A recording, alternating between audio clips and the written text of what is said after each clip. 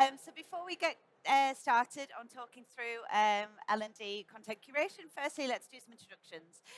So my name's Naomi Hepworth. I'm sales manager at Go1. I have here the fabulous Amanda Nolan, who is co-founder of Niles Nolan. She is our facilitator today. We have Paul Neville. Paul is an independent consultant and a positive change provocateur.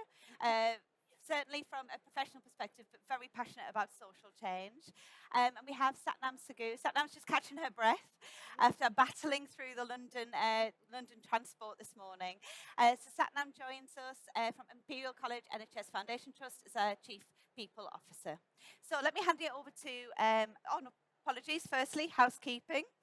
So a couple of things just to know. There is a QR code to your to the side there, and also up on the screen. Bear with. That one. Also having some technical issues, I think. That's not moving on. So for now, please use the QR code on. Oh, it's following. It's just a little bit slow, like the transport this morning. The QR code is up here and it's on the walls. The QR code will give you a couple of things. It'll give you the resources, not just from this talk, but from all of the talks across the 2 days. We've also got the ability for you to be part of the polls and to submit some questions for us to answer for you as well. So do recommend scanning that code and downloading the app. That will give you the ability to be an interactive part of our session, which we would absolutely welcome you to do so. When we do come to the question and answer session, part of the session, we'll have a floating microphone as well. So pop your hand up if you've got a question, and Tess, who is our fabulous colleague with the microphone, will be able to bring that to you to answer. So I'm going to hand you over to Amanda, who is our facilitator, to get us started. Thank you so much, Naomi. So good morning. I'm really happy to be here with you all. I feel like I brought the Madrid weather with me. It was about 40 degrees when I left on Monday. now it's about that today, I think. So as we think about the pandemic, unfortunately, we're still, dragging that along with us. We've been through some really turbulent times, haven't we? And it looks like there's going to be even more turbulent times ahead with the economy in rough shape and heading into, I hope, not a recession.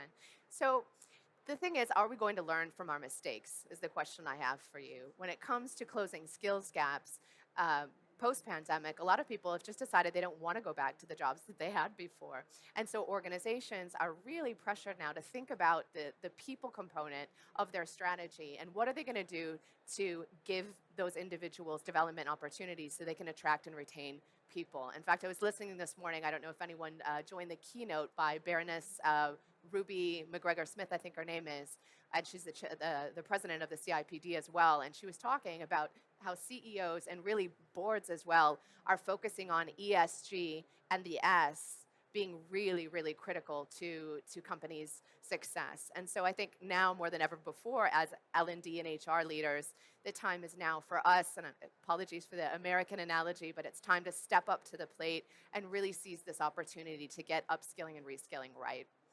So I'm thinking with the pandemic, a lot of organizations did move into digital learning and made some serious changes in the way they were doing L&D.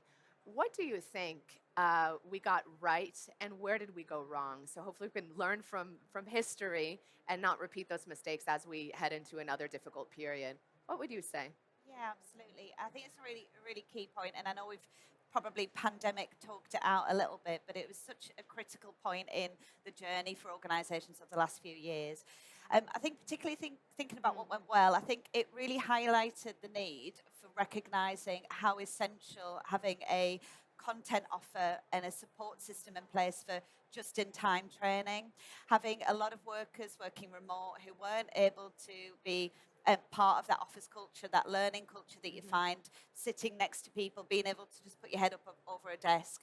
So a lot of L&D professionals that we were engaging with at that point were saying, for us, we need to really fast track how we curate a content piece and a library that enables people to learn in that moment of need. And I think that was a real strong learning point. I think possibly from a learning, maybe a failure or certainly a piece of reflective, review. I think from a learning and development function perspective, there was a lot of redeployment rather than necessarily the opportunity to think about, well, if this is going to fast track us, what skills do the L&D function require in order to be able to think about what post-pandemic learning support needs looks like. So if we are on the curve of change, what skills do L&D professionals need in order to see that through? And it felt like that was a bit of a trick missed. Yeah, that's a great point. We need to drink our own champagne, or like a colleague mentioned the other day, we need to eat our own dog food, right, in L&D, and also continue to upskill and reskill ourselves to move into a very different future. Where do you think we made some mistakes, or can you share some best practices that you saw in your organization, maybe, Satnam? Yeah, I think, can you all hear me? Is that not on? So for me, I think I was at the Red Cross when we went into the pandemic, and if you can believe it, we had a strategy in 2019 that said we might go into digital learning at some point. That was where we were all. Yeah. And I guess, much like what Naomi's already mentioned, we were in that flux of really taking that journey forward. But I think part of the failure that we felt, and certainly in the world that we are in now, is the alignment to what we do to the people experience. We were all going through this together. We were shifting cultures in organizations, but yet we were seeing as an independent L&D function that wasn't aligning to that whole portfolio of what is people experience. L&D is from the moment you walk in. It's the moment you look at that application for a role. It's onboarding. Every part of that journey you are responsible for. You've curated content at every part of that journey. And if you probably did it begrudgingly at some point, but you have. And we missed the trick of really saying, we are here to support the people experience more than anything else. Excellent. Paul? So I think what we got right was rapid learning. Obviously, responding to the crisis, there was a need to learn rapidly, do things differently, and also be quick to actually learn from mistakes. So that was one of the positive out of it. I think one of the things that we got wrong is we used a crisis to actually often apply tech that had been in existence for quite a while. A lot of organizations were slow coming to digital in the learning space. So for example, if I think about our experience at the Housing Ombudsman when I was there, in about 2009-10, we were piloting the use of like virtual peer learning engagement events. And that was outside of a pandemic. A lot of organizations only got to that sort of technology because of the pandemic forcing remote working. So I think that was one of the things we got less well. Yeah, I would tend to agree with you. Honestly, I saw so many organizations just make this rush to embrace digital environments, which is great. It's, technology can definitely be our friend, but it was really taking, old face-to-face content and just trying to get it online as fast as possible. The redeployment that you were talking about before, rather than really thinking about redesigning for that medium. And also, if it wasn't good to begin with, it's not going to be good online either. And not to mention all the money that was spent on actual training about how to deal with COVID, right? So I think definitely we can learn from some of these mistakes moving forward. Let's see. We're going to have lots of technical difficulties today, it seems. Is it because it's behind? There we go. And as I was saying before, actually, when it comes to people strategy, attracting and retaining the best people is key. It's critical, even now in difficult economic times. So this is one study, there's plenty of them out there, from McKinsey, that when individuals are looking for an organization, having opportunities to learn and grow and develop themselves is actually one of the key drivers. So my question, this is good news for us, right? It means that also employees are really attaching a lot of importance to L&D and the opportunities they have. But my question is that good enough? Just because people are happy with learning, does it mean that we're doing a good job to get them the skills they need to move into the future? Naomi? Yeah, I guess happy is one adjective, but does happy mean business impact? So Exactly. ultimately, that's great that if people are describing their learning experience as a good one, that indicates engagement is there. But has that piece being able to genuinely support meeting that learning objective? Is that learning objective aligned to the strategic direction of the organisation? Can you see the breadcrumb trail between an individual completing that course, the behaviours or the skills impacted, and therefore the ability to achieve what that organisation needs to achieve? So certainly it's an indicator that we should be reviewing, assessing that data, that metrics on those engagement levels. That feedback is really critical, but it absolutely shouldn't be the end of that review. It should certainly just play a part of that. I love the analogy of the breadcrumb trail. I think that really, it's a great visual Yeah, to think about the outcome and where we're going, right? absolutely, and ultimately starting backwards from that all the way back through. I think that certainly seems to be a regular conversation on the disconnect between the focus areas within learning and Right. development and the ever changing direction and the strategic vision that a company may have, and how the operational piece in the middle is often Yeah. the breadcrumb that is missing from that trail. Yeah, as I often like to say, start with your business strategy and don't tell me about your learning strategy. Really, I don't. And the business leaders, they don't really care. That's the means to get the outcome you want. And I don't believe that's mutually exclusive with individual goals as well, because at the end of the day, people want to have a job, they want to progress in their careers, and upskilling and reskilling is really a critical part. So if you start with the business strategy and reverse engineer from there, that breadcrumb trail, like you Absolutely. said, I think that's really what it's all about.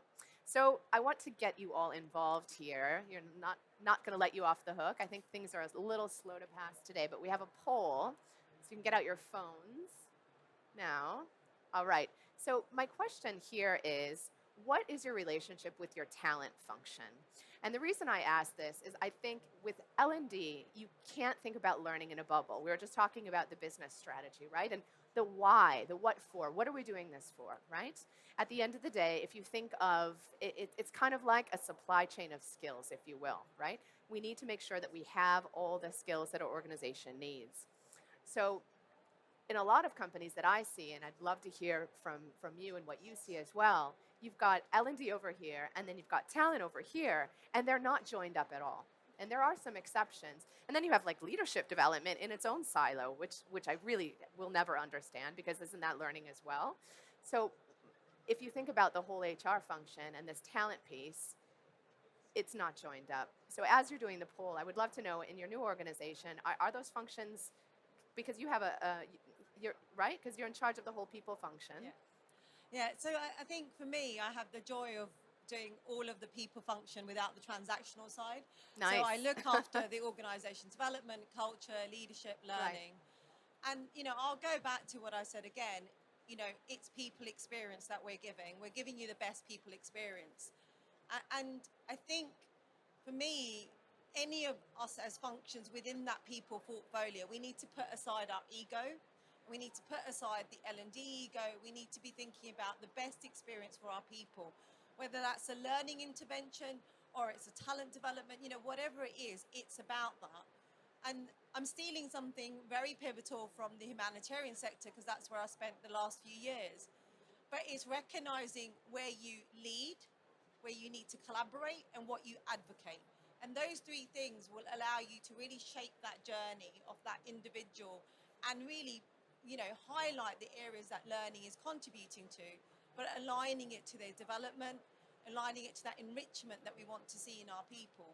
So I think it really is taking the ego out, and you are a person in that organization. You have lived experience. Don't forget that. You're not writing this for someone else. You're writing it for yourself. So if you were going to make the best learning experience for yourself, you would put talent in there. You'd put culture in there. Of course.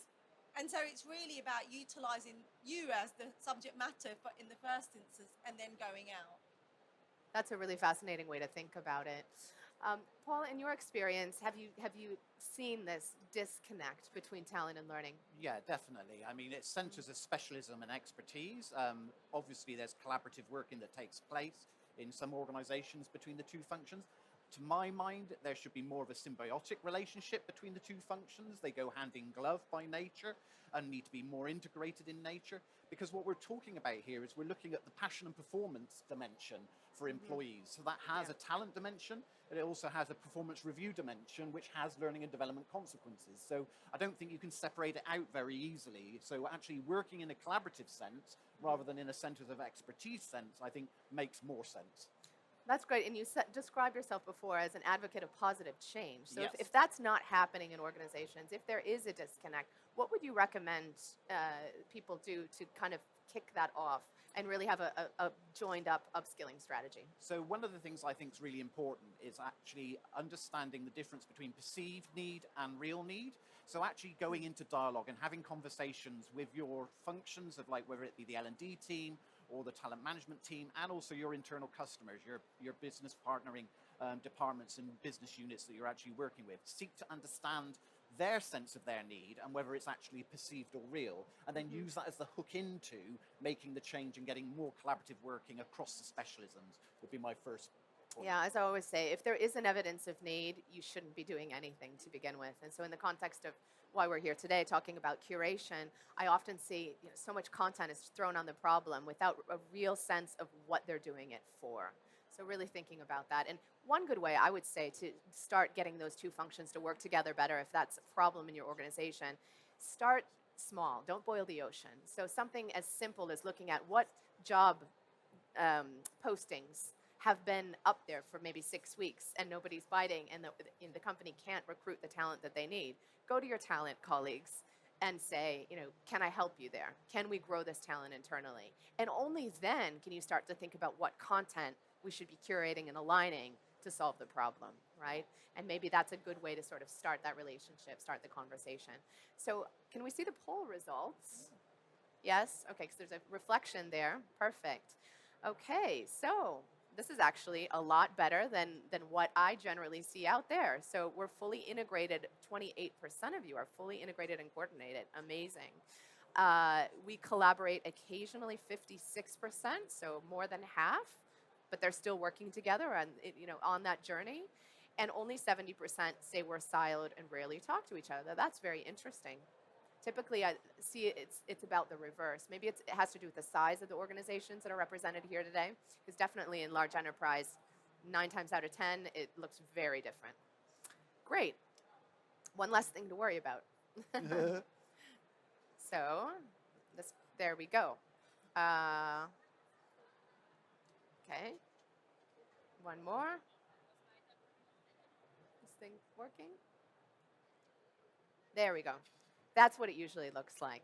So I see the two hands together, best friends forever. But in reality, as I was saying, it's more like frenemies, where they're really not connected at all. So next. And really, this is really critical, because when you think of internal talent mobility, moving people around, that is a key driver of employee, attraction and retention. People want to know that they're going to be able to progress in their careers, and they tend to stay a lot longer as well. So that's just one study.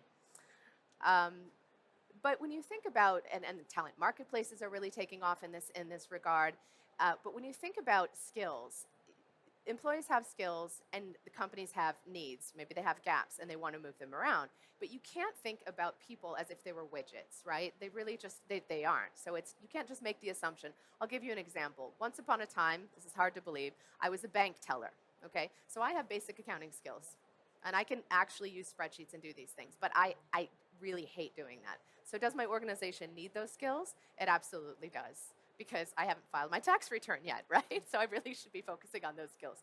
So that's not going to be an area for mobility within my organization. You really need to think, though, about the third dimension, which is what are the skills that I'm actually motivated to use and develop, right? So really, if I can get that to move, I think of it like this, like a Venn diagram, right? And so if you look at the green, that is where L&D, I think there's a huge opportunity. And thinking about the purpose of what content we're trying to curate and align with business needs, we also have to think about the individual as well and the motivations that they have. So when you're deciding what content libraries that you maybe are buying, or the content that you're designing internally, Satnam, how are you taking into account the motivation of the learner and what they want? I think it's a really complex conversation that you have, which is around that sort of the whole journey about career development and so forth, and recognize that you're going to get people who come and talk to you who want to career progress, and development is not the word you should be using with them. And be explicit about that. Be explicit that development means lots of things, progression means something completely different. Um, and I think part of the work we do, we develop so many programs, we develop that, you know, these are skills you need. We embrace all of that. You know, we're not trying to get people to conform. But what I'm seeing now more and more is that once they've done that program, what next? The so what? And the opportunity we have as L&D professionals is really about how do we create stretch and challenge, and that's going to create mobility. At the moment, I've got loads of people. I'm in a trust which has 15,000 staff who are very, very skilled, who just don't have a notion of how to now progress. And so we have that, the hole in the bucket. Mm-hmm. And actually part of that conversation is that once they've done that learning, once they've done that program, we haven't offered them stretch. So when they do go for the interview, they still haven't got the skills, they haven't got the experience, because we didn't provide that challenge and stretch. And that we need to really do. We need to bring that to life. Do away with the program and get them to shadow. Go back to some of the basics that we were doing when I was coming through my career. You know, sitting alongside someone, being able to shadow in a board meeting gives you that experience. We are in a lifetime of a portfolio careers is something that we talk about now. We will not get portfolio career experience if we continue in the linear program journey. So I'm very passionate about it, as you can probably tell, but it's really about how do you build in stretch and challenge and growth, really.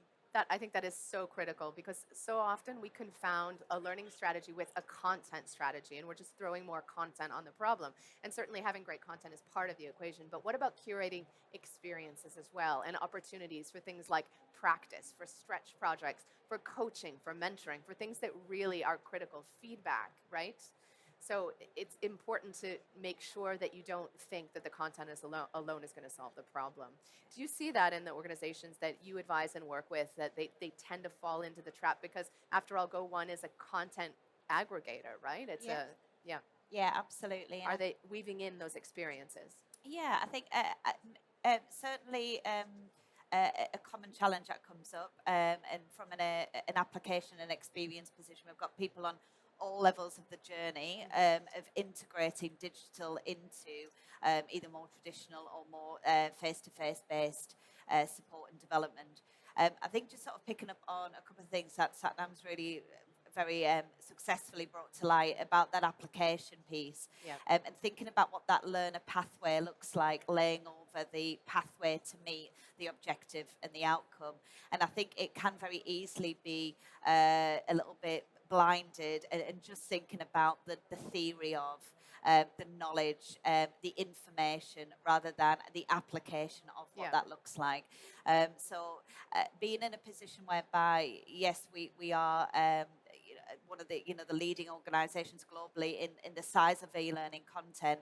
For us, the specialism and the support that we bring is at what point do we feel these pieces are going to sing? They're going to deliver the aspects that need to be delivered, but what does the rest of that pathway look like? Because a single digital learning content journey will never support a well-enhanced, well-experienced individual. It absolutely is about, well, if stage one is getting everybody up to that base mark knowledge bank, what does stage 2, 3, 4, and 5 look like, and what are the interventions that support that application, and as well what that starts to look like, thinking about individual, whether that is related to progression or related to the development people need. There's only so far blanket is ever going to take you. So what is the role in that coach, that manager, that leader, and for the internal talent team, in order to start branching individuals into more personalised learning pathways, because you can't sheep dip everybody through. No, absolutely. So I think, again, it's so important to think about curating the entire experience with those opportunities for practice.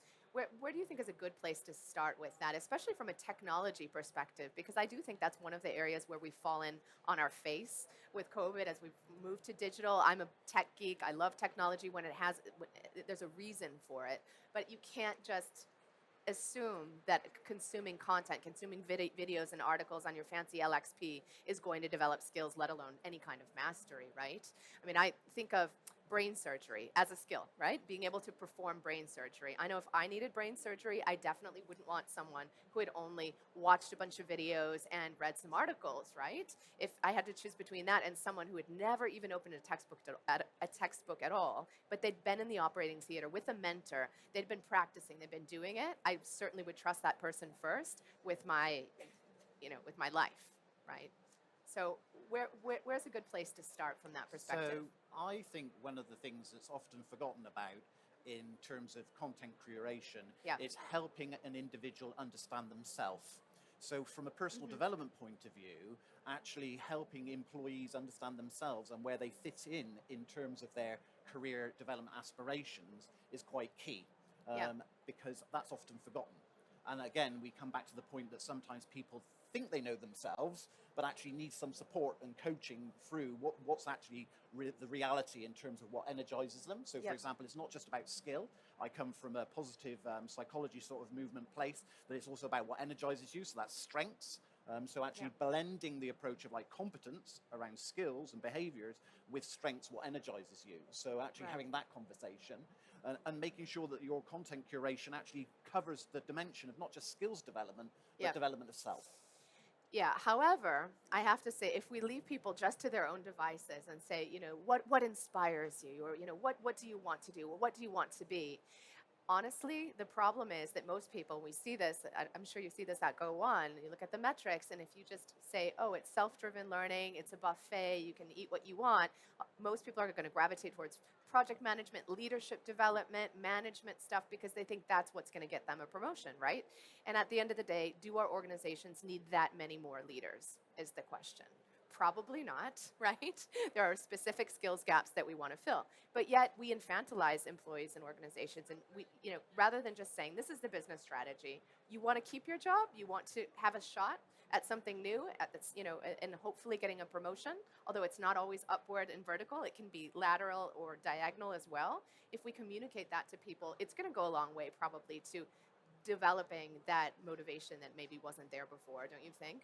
Yep. Yeah. I think absolutely. So if I can get the next slide to come. There we go. So spray and pray, it doesn't work. And I think about, and I say this, Go One, they let me talk about, I don't have a leash, I'm not on a leash today.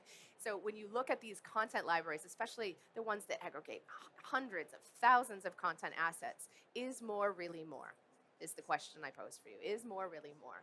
So you can have as much content out there, but if we're not guiding people, if we're not curating the right content and getting the right stuff to them, are we going to solve our problems? And again, it's not just the content, it's also curating those opportunities for practice and experience.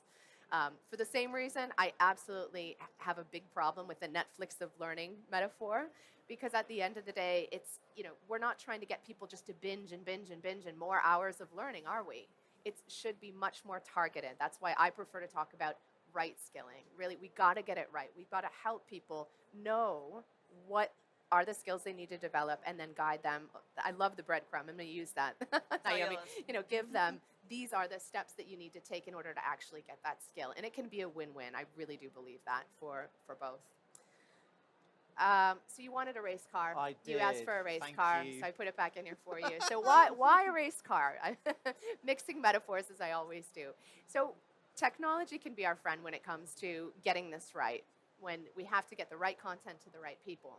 But I think of it like a race car. If you don't know how to drive the race car, I mean, I don't even have my driver's license, which is really embarrassing at my age. But if you don't have the skills to drive a race car, why don't you just keep your old Honda, right? Because if you don't know how to change the tire, if you don't know how to strip the gears, you're going to end up really crashing and burning before you get around the first lap. So just another thought is, how can technology help when it comes to curation and getting the right stuff to the right people? And how can it actually hurt us, do you think?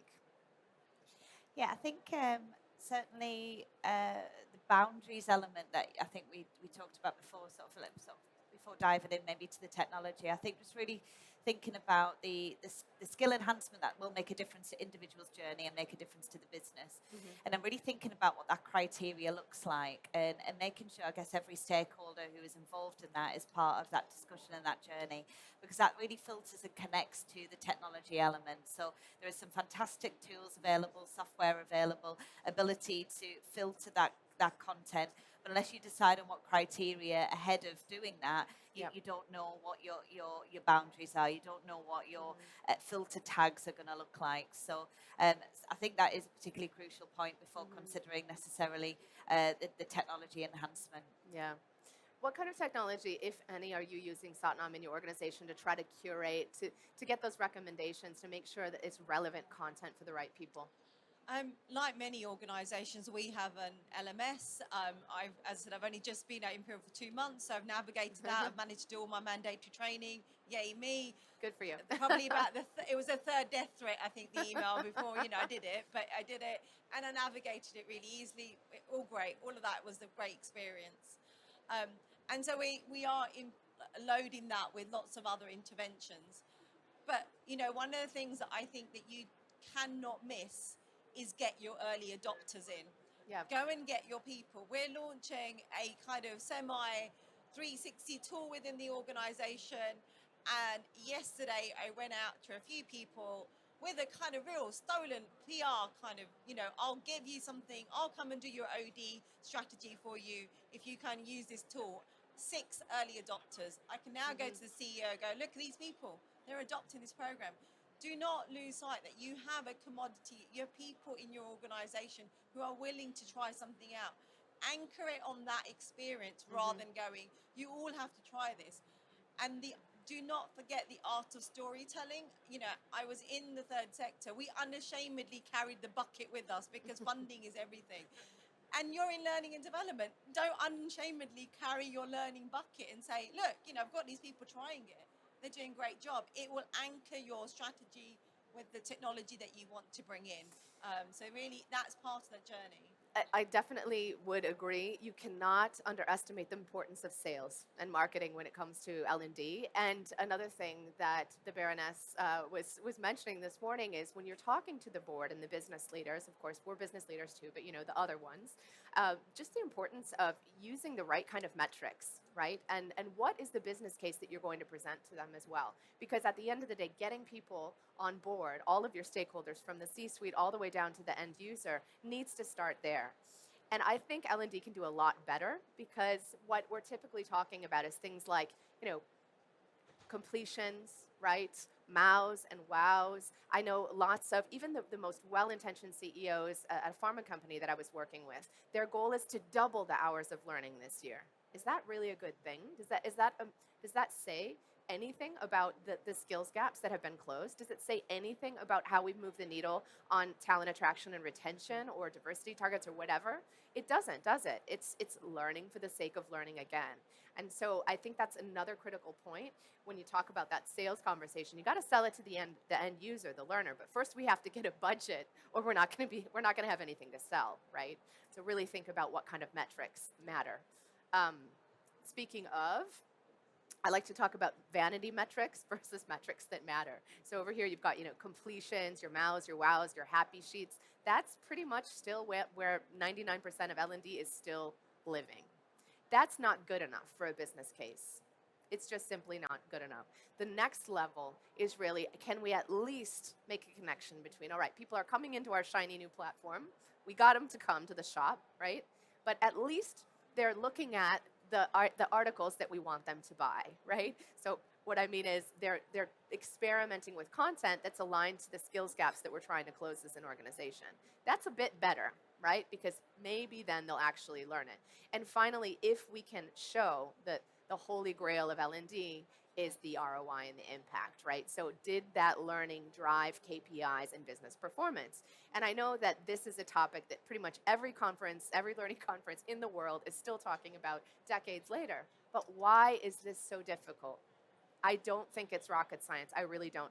going back to what you said when we were opening, it's the breadcrumb trail. We need to really think about what the business goal is, right? And what the performance goal is for the person, and reverse engineer from there.